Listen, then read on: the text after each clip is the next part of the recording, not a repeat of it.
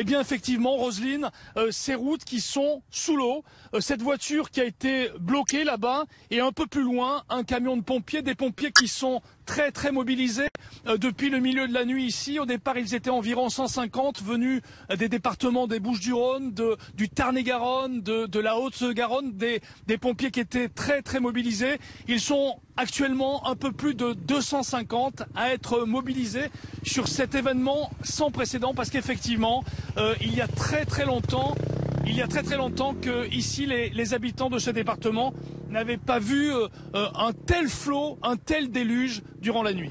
Jean-Wilfried, la consigne de la préfecture, elle a le mérite de la clarté, de la simplicité. Vous restez chez vous, vous ne bougez pas. Est-ce qu'elle est respectée de ce que vous voyez?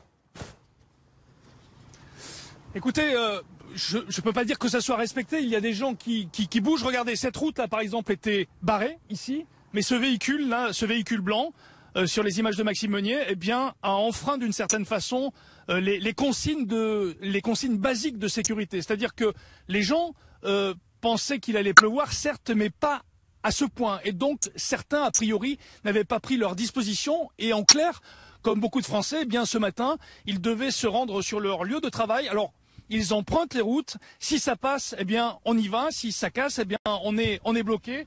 Parfois dans le fossé, comme ce véhicule qui a été coincé à une centaine de mètres juste derrière moi.